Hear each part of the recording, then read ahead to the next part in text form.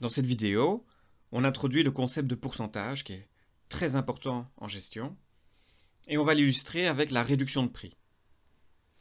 Alors, les entreprises ont le droit de faire des promotions et attention, généralement, dans tous les pays, il y a toute une série de réglementations qui s'appliquent pour les réductions de prix.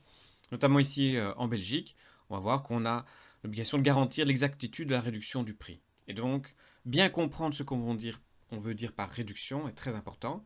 On sait que souvent, c'est exprimé sous forme de pourcentage, moins 10%, moins 20, moins 40%, etc. Alors prenons un exemple concret. Un vendeur qui veut faire une réduction de 10% pour un achat de 1800 euros. Donc au niveau vocabulaire, le pourcentage de réduction est de 10%. Ça, c'est le pourcentage de réduction. L'ancien prix, lui, l'élément de base, c'est 1800 euros. Comment on va calculer cette réduction? On va faire 1800 euros fois 10% et ça va nous donner 180 euros. Ça, c'est notre montant de réduction. Notre nouveau prix après réduction, ce sera 1800 euros que l'on va réduire de 180 euros. Donc, on va appliquer une réduction, on va enlever 180 euros et ça nous donne les 1620 euros, prix final à payer, après réduction. Alors, le symbole pourcent, qui est utilisé quand on parle de pourcentage, ça veut dire 1%, 1 sur 100. Donc la notion de pourcentage renvoie à 1 divisé par 100. Appliquons ça sur notre ancien prix. On applique une grille, et comme on a la totalité ici, une unité, c'est notre point de départ, c'est les 100 petites cases, nos 100%. Ah oui, parce que 1, c'est égal à 100%. Puisqu'on a dit que pourcent, ça voulait dire divisé par 100, 100 divisé par 100, ça fait bien 1. Toujours bien de prendre ça sur notre calculatrice. 100%, donc 100 divisé par 100, ça fait bien 1, une unité. Donc on a nos 100 cases, ici nos 100%, qui est notre ancien prix. Et pour la réduction de 10%, on va aller prendre 10%, donc 10 centièmes, 10 petites cases. On va aller ici prendre les 10 centièmes de notre ancien prix. Comment on fait ça? On prend le montant total de référence fois 10% et on obtient notre réduction. Ou montant total fois 10 divisé par 100, c'est la même chose puisqu'on a dit que pourcent, c'est exactement la même chose que 1 divisé par 100. Donc, montant total fois 10 divisé par 100 et on obtient notre réduction. Qu'est-ce qui reste à payer? Les 100% moins les 10% de réduction, ça nous donne 90%. Les 90 cases qui restent, c'est le montant à payer, donc le nouveau prix qui sera appliqué. Comment on calcule ça? Montant total fois 90% ou montant total fois 90 divisé par 100. Ok, on applique sur notre exemple.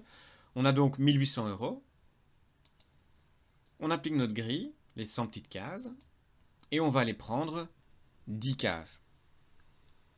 Comment on calcule ça? 1800 euros fois 10%, ou 1800 euros fois 10 divisé par 100, ça nous fait 180 euros. On vérifie sur la calculatrice. On a 1800 euros d'ancien prix. On fait fois 10% égale, et ça nous donne bien 180 euros. Si on prend 1800 euros fois 10, mais on n'a pas la touche pourcent, on vérifier, divisé par 100, et ça nous donne bien toujours 180 euros. Donc c'est 180 euros, c'est notre montant de réduction. Qu'est-ce qui nous reste? Les 90 cases, les 90%. Comment on le calcule? 1800 euros fois 90%, ça fait 1800 euros. Fois 90 divisé par 100, ça nous donne 1620 euros.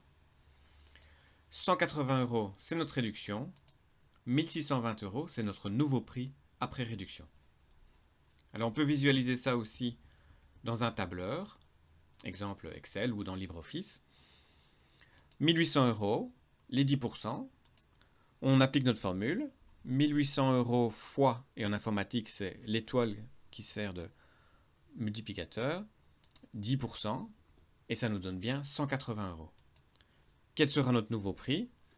Les 1800 euros moins les 180 euros, ça nous fait bien 1620 euros. Si on veut voir en termes de pourcentage, les 1800 euros, c'est les 100%. Les 180 euros, ça correspond aux 10%. Et donc, le nouveau prix, c'est 100% moins 10%, et on tombe bien sur 90%. Alors, on va vérifier. On va faire 1800 euros fois 90%, et on voit que ça nous donne bien les 1620 euros. Si on veut vérifier notre calcul, on prend les 1620 euros, le nouveau prix à payer, plus les 180 euros, et ça nous donne bien 1800 euros, les 100%. Tout est complet. Alors si on a ces notions de pourcentage, ça nous donne aussi la possibilité, si on nous donne par exemple que l'ancien prix et le nouveau prix, de calculer le pourcentage de réduction. Alors comment on fait ça? On prend notre réduction, hein, l'ancien prix moins le nouveau prix, et pour calculer le pourcentage de réduction, on va prendre la réduction, le nombre de cases qu'on prend comme réduction, divisé sur le total des cases, donc l'ancien prix. On applique sur notre exemple. Notre réduction était égale à 1800 euros moins 1620 euros le nouveau prix à payer. Ça nous fait bien les 180 euros. Si on veut voir à quoi correspondent ces 180 euros en termes de pourcentage de réduction, on voit que c'est réduction divisée par l'ancien prix. Donc on va prendre 180 euros divisé par 1800 euros et ça nous donne 0,10. Alors 0,10, ça correspond à 10%. On regarde sur la calculatrice. Nos 180 euros de réduction divisé par 1800 euros, ça nous donne bien 0,1 ou 0,10, c'est exactement la même chose quand on est en forme décimale, et ça nous donne les 10%. Alors comment savoir que 0,10 ça correspond à 10%? Ça nous ramène à la notion de pourcentage qui était 1 centième.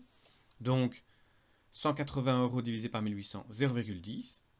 0,10 ça correspond à 10 divisé par 100. Si on prend la calculatrice, on fait 10 divisé par 100 et on obtient bien 0,1, donc 0,10.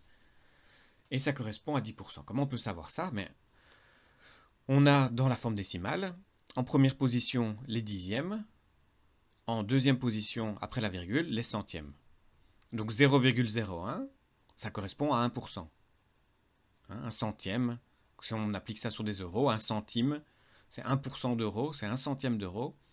Un centième, 1 divisé par 100, ça fait bien notre pourcent. Si on applique la même logique, si on a un dixième, donc en première position après la virgule 1, ça correspond à 10%. 0,01, 1%, 0,10, 10%. Donc quand on obtient 0,10, il suffit de faire x 100, ça nous fait 10. Et on sait que c'est 10%. Si vous avez un doute, vous prenez le 0,1, le 0,10 que vous avez, vous faites x 100 pour exprimer ça en pourcentage et vous obtenez 10. Donc c'est bien 10%. Si vous voulez vérifier, vous reprenez votre calculette et vous dites est-ce que c'était bien 10%, 10 divisé par 100, et vous constatez que ça vous fait bien votre 0,1. Et voilà comment on fait le lien entre notre réduction et le pourcentage.